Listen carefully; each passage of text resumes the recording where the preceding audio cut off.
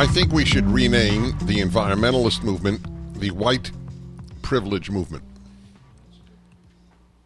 There is no more obvious example of rich whites dominating, creating, leading a movement as environmentalism. It's the rich white man and rich white woman movement. And the sooner the third world opens their eyes to that fact, that it is Marin County and Berkeley and Manhattan and London and the West Bank, the left bank in Paris, that's who they're up against. And, of course, the EU in Brussels. The Week, which is not a conservative magazine, has this week a very important piece. Why, quote-unquote, climate justice has India and the West at each other's throats. And I'm rooting for India. Fighting climate change is a particularly vexing problem because the individual cost to each country, especially third world ones, will be immediate and huge, and the benefits distant and uncertain. This is the Week, folks. This is the Week. This is not National Review. It's not Town Hall. It's not the Wall Street Journal. This is the Week, October 26, 2015. Fighting climate change is a particularly vexing problem because the individual cost to each country, including us, it says especially third world, but including us in America, will be immediate and huge. It will ruin the economies of the world. What Jerry Brown and Al Gore and the Democratic Party and Hillary Clinton and Bernie Sanders and the New York Times want. Do you understand that, folks? In the name of what might happen 40, 50, 100 years from now. The latest panic was by the end of the century. That's 85 years from now. The notion that emission cuts can pay for themselves through increased energy efficiency is at best fanciful and at worst a lie. Holy crow.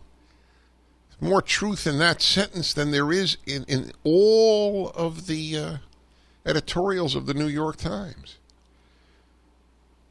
There are no low-carbon energy technologies available today that can sustain the economic growth rates these countries need to lift their people out of abject poverty. Remember what I read to you last week from Bjorn Lomborg? The whole movement is immoral. He used the word immoral. I was stunned. Man's Danish. Nothing against Denmark, but you just don't use that word anymore in Western Europe.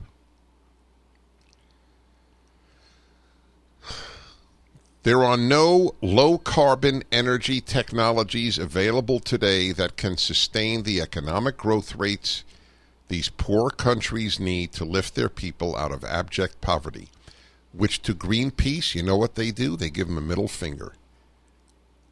Screw you, you should drop dead of malaria, we're not going to allow DDT. Screw you, we're not going to allow modified rice to have vitamin A. Let all these Filipino kids go blind and die. And screw you, poor countries. We're not going to allow you to use fossil fuels to get your people out of abject poverty. Because I'm Tom Steyer, and I live in Marin County, and I have hundreds of millions of dollars. And therefore I know better and don't give a damn about the poor. Please understand the environmentalist movement doesn't give a damn about the poor. The contempt for the third world at Greenpeace and the Democratic Party is so great that it's breathtaking. I will read more. It's a man from India who wrote the article. It's devastating. We'll put this article up at our website. You are listening to the Dennis Prager Show, 1-8-PRAGER-776.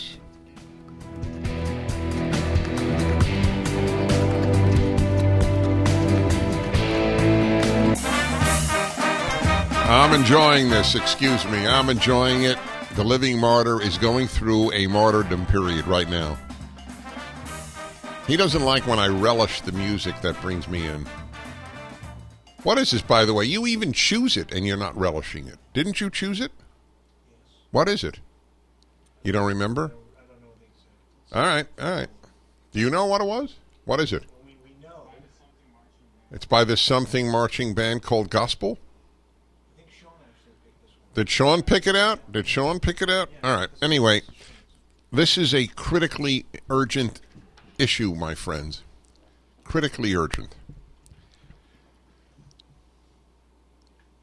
The Paris International meeting on global warming, the biggest thing yet, and they are going to commit countries to so reducing their reliance on fossil fuel that it will severely damage the economies of all the countries that make that promise. Germany has been trying to reach these goals. It is so common now for energy to be expensive that there is something in Germany called energy poverty, and people living by fire, by candlelight, because they can't afford energy, because the elites are rich, environmentalists are rich, and they have utter contempt for the poor. Contempt. And I gave you 3 examples. The rice issue, putting vitamin A into rice in the Philippines, the environmentalists oppose. The DDT and saving millions upon millions of lives in Africa, they oppose DDT. And this is going to be the biggest ruiner of economies. And India is saying, we don't want to go along. God bless India. Don't go along, India. Don't go along. And Poland now. I reported Poland the first hour. There are no low-carbon energy technologies available today. This is by an Indian writing in The Week, which is a liberal, not left-wing, liberal publication, that can sustain the economic growth rates the poor countries need to lift their people out of abject poverty. Over 300 million Indians still live below the poverty line, earning less than $1 a day. India's per capita energy consumption is 15 times less than the United States. India has to keep boosting its energy use and therefore carbon emissions for at least another 2 decades to eliminate dire poverty. Go to it, India. We'll worry about global warming in the year 2100. By which time it will be manageable to the extent that it exists. Even this much, India claims, will require up to $2.5 trillion investment over the next 15 years in renewable energy resources and adaptation technologies. $2.5 trillion just for India to go green. But Western countries have to date pledged to raise only $1 trillion over 10 years to offset the climate change costs of the entire third world, not just India. Upping that commitment while simultaneously absorbing their own emission reduction costs will require Western governments to take radical and draconian steps to pare back the living standards of their own citizens. You prepared for that, folks? I'm not. You know the social dislocation that will take place? The environmentalists, Tom Steyer will stay a billionaire no matter how much he helps wreck the economy of the United States. Same with Al Gore. And the same with the other environmentalists, rich environmentalists in Marin County in California. But for the rest of us,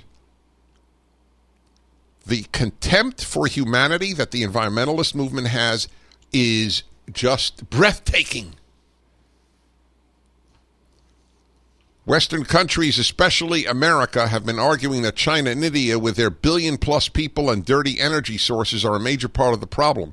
Therefore, unless they do their, quote, fair share, unquote, to cut their emissions, No amount of mitigation by the West will make a dent in global temperatures. That's right. We could tomorrow go into utter poverty in this country with no fossil fuels, and it won't make a dent if India and China don't come along. And India and China want to get out of poverty more than they want to save the planet based on computer models at the UN. Ooh, is it angering? Oh, God, are they angering? India and China counter by dragging out the West's historic emissions. The IPCC, that's the Intergovernmental Panel on Climate Change at the UN, has determined that the planet can handle 2,900 gigatons of carbon dioxide before the Earth begins to warm catastrophically. Third world countries insist that justice demands that every country get a quota based on its population. By that arithmetic, America's total quota would add up to 128 gigatons. But America used up over twice that amount between 1850 and 2011. As these countries see it, America, as the rest of the Western world, is in their ecological debt. It needs to put itself on a drastic energy diet and effectively undo the Industrial Revolution that has generated untold wealth for it. One of the most important articles on the subject ever written.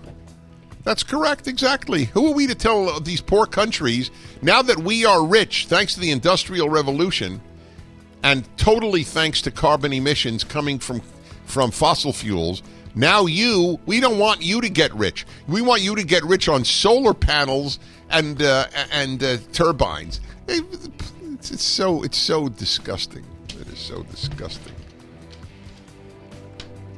Whole thing is, it's an immoral movement. We'll be back in a moment.